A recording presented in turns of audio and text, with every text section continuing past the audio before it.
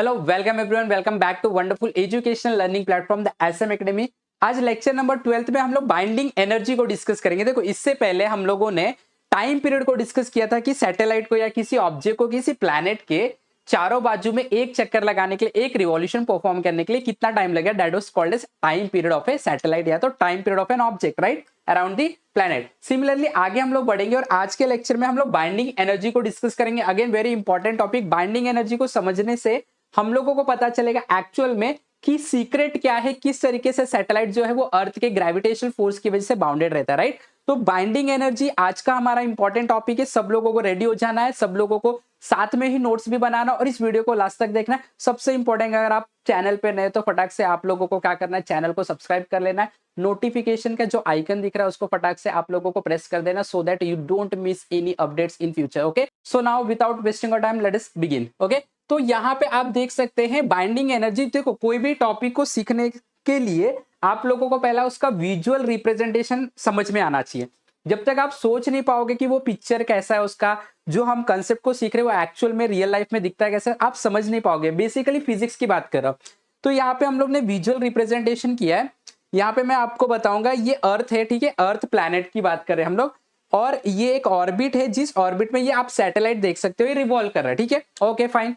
ये capital R जो है वो अर्थ का रेडियस है, अर्थ का सेंटर है, कैपिटल आर रेडियस है। सब लोगों को पता है, पूरी दुनिया को पता है कि अर्थ का रेडियस कैपिटल आर से ही हम डिनोट करते हैं, जो 6400 किलोमीटर होता है। ओके, अब अर्थ के सरफेस से h हाइट पे एक सैटेलाइट है जो सर्कुलर ऑर्बिट में घूम रहा है। और हम लोगों को क्लियर पता है, कोई ऑब्जेक्ट अगर सैटेलाइट या कोई ऑब्जेक्ट अगर अर्थ के सर्कल में घूम रहा है, उसके पास एक वेलोसिटी होगी जिसको हम बोलते हैं critical velocity. Approximately near the surface of the earth it is 7.9 kilometre पर सेकेंड, राइट। ओके, और ये जो टोटल डिस्टेंस है from the centre till here r plus H, जिसको हम लोग स्मॉल r से डिनोट कर दे, ठीक है। ओके, अभी देखो, कोई भी ऑब्जेक्ट के पास हमेशा कुछ ना कुछ एनर्जी तो रहता है, राइट। और according to conservation of energy, energy जो होता है टोटल एनर्जी कभी चेंज नहीं होता, राइट।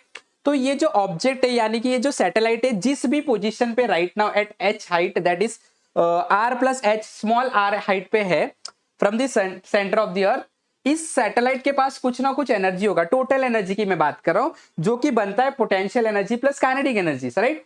तो इसके पास टोटल एनर्जी है potential energy plus kinetic energy. और जो इसके पास एनर्जी है ना, उतनी एनर्जी से अर्थ जो है, या तो फिर बोलो आप अर्थ का जो सेंटर है इसको पकड़ के रखा है, बाउंड करके रखा, बाइंड करके रखा है, सो दैट ये क्या कर रहा है, ये यहाँ पे एक परफेक्ट सर्कल में घूम रहा है, राइट। अगर इसको अर्थ बांध के नहीं रखेगा तो निकल जाएगा।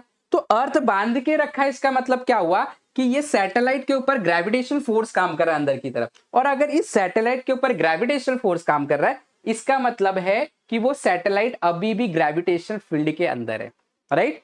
तो ये एक पोजीशन है जहां पे घूम रहा है, ग्रेविटेशन फील्ड है वो, और वहां पे सैटेलाइट है, इसके पास कुछ टोटल एनर्जी, उतनी एनर्जी से अर्थ ने इसको बाइंड करके रखा है, राइट। ओके, मान लो यहां पे जो इसका टोटल एनर्जी जिससे अर्थ ने बाइंड किया, ऐसे बोल देता हूं 50 जूल है। अगर मान के चलो आप लोगों को इसको निकालना है ऑर्बिट में से, पकड़ के कितने एनर्जी से रखा है, 50 जूल से, राइट। तो अगर आपको निकालना है तो आप अगर इसको 40 जूल की एनर्जी देके निकालते हो, यहां से निकलेगा क्या? बिल्कुल भी चांस नहीं, ना के बराबर चांस है। कोई बच्चे को भी पूछ दूंगा तो बोलेगा नहीं निकलेगा, राइट। तो अब मुझे बताओगे कितना एनर्जी देना पड़ेगा इसको निकालने से कम आपको 50 जूल की एनर्जी तो देनी पड़ेगी। 55 दो, कोई प्रॉब्लम नहीं है। 70 दो, कोई प्रॉब्लम नहीं है। लेकिन 50 से कम चलेगा क्या? नहीं। मतलब 50 जो वैल्यू है, ये एक ऐसा सबसे कम वाला एनर्जी है जिसको देने से सैटेलाइट यहां से निकल जाएगा, ग्रेविटेशनल फील्ड के बाहर निकल जाएगा, राइट है, राइट। तो जिस एनर्जी से अर्थ ने बाइंड करके रखा था 50 जूल की एनर्जी, इतना ही तो एनर्जी आपको देना है इसको निकालने के लिए भी, राइट। तो जिस एनर्जी से अर्थ ने इसको बाइंड किया था उसको ही बांध लो बाइंडिंग एनर्जी, कोई प्रॉब्लम नहीं है। और वही वैल्यू तो आपको देना है निकालने के लिए भी। इसके लिए मैं बाइंडिंग एनर्जी का डेफिनेशन और एक टर्म में बता सकता हूं कि इतनी एनर्जी जो किसी भी सैटेलाइट को, किसी भी ऑब्जेक्ट को रिक्वायर्ड है, सो दैट वो ऑब्जेक्ट अर्थ के ग्रेविटेशनल फील्ड को छोड़ के बाहर निकल जाए, बराबर, राइट। अगर मैं इसको 50 जूल से कम की एनर्जी दूंगा तो काम नहीं चलने वाला है। मेरे को 50 या 50 से ज्यादा, तो कम से कम जो 50 की बात कर रहा हूं, ये 50, इसको हम लोग बोलेंगे बाइंडिंग एनर्जी। ये एनर्जी जो है मिनिमम क्राइटेरिया, इससे कम नहीं चलेगा, राइट। तो the minimum energy that is required by a satellite or an object to escape earth gravitational field is called as binding energy. Clear हो गया, एकदम सिंपल। तो हम लोगों को क्या करना पड़ेगा, कम से कम इसका जो टोटल एनर्जी है इस सैटेलाइट का इस पोजीशन पे, उतना एनर्जी आपको देना पड़ेगा इसको बाहर निकालने के लिए भी, राइट। इसीलिए मैं क्या करूंगा, यहां पे हम डेफिनेशन बनाएंगे, definition of binding energy. So what is the definition of binding energy? The minimum energy required by a satellite, the minimum energy required by a satellite or an object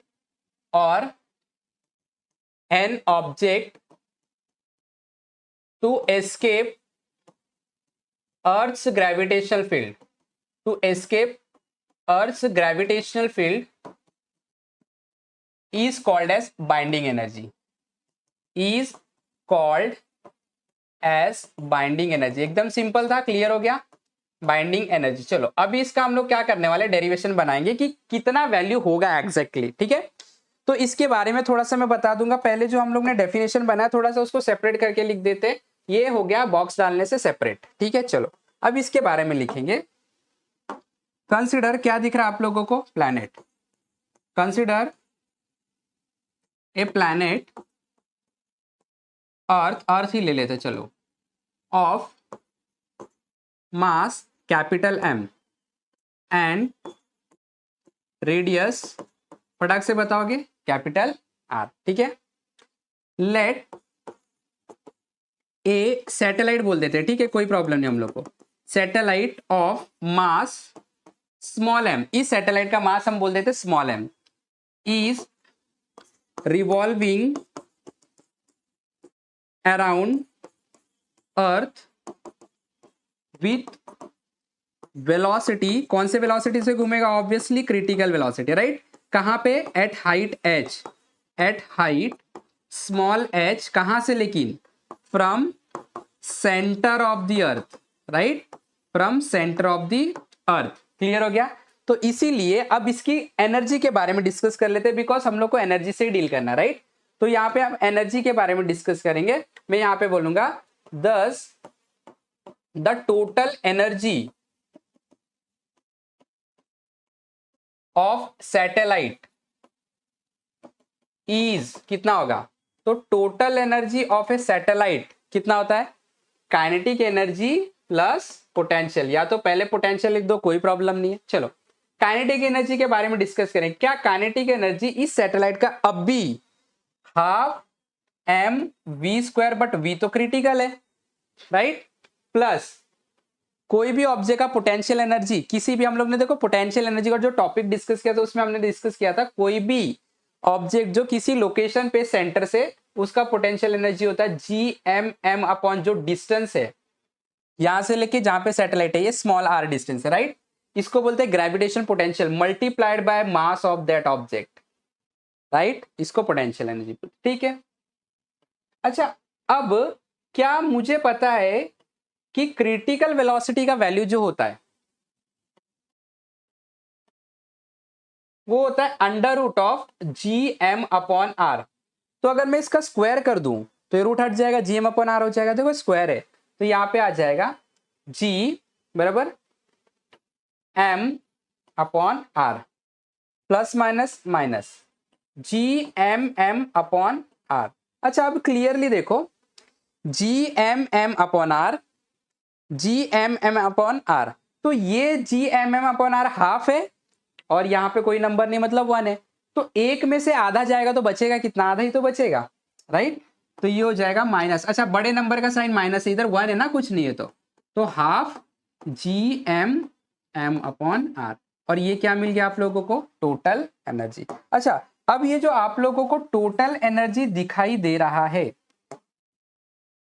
ये जो आप लोगों को टोटल एनर्जी दिखाई दे रहा है, इतने ही तो एनर्जी आपको देना पड़ेगा निकालने के लिए भी, और इसीलिए मैं बोलूंगा कि इसी को बाइंडिंग एनर्जी हम लोग प्यार से बोलेंगे, और बाइंडिंग एनर्जी हो जाएगा हाफ gmm अपॉन r, और ये हमारा फाइनल इक्वेशन आ गया, राइट। तो यहाँ पे माइनस साइन निकल जाएगा। माइनस साइन इसलिए निकल जाएगा क्योंकि ग्रेविटेशनल फील्ड के बाहर निकल गया और ग्रेविटेशनल फील्ड के बाहर इंफिनिटी पे जाएगा तो टोटल एनर्जी जो होगा वो नेगेटिव नहीं हो सकता है।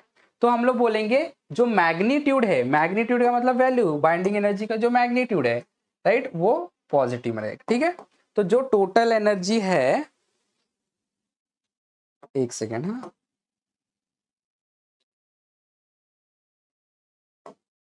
ठीक है, जो टोटल एनर्जी उसी को क्या बोलते हैं हम लोग, binding energy. So this is the equation of binding energy. तो आई होप कि सब लोगों को पता चल गया, सब लोग को समझ में आ गया।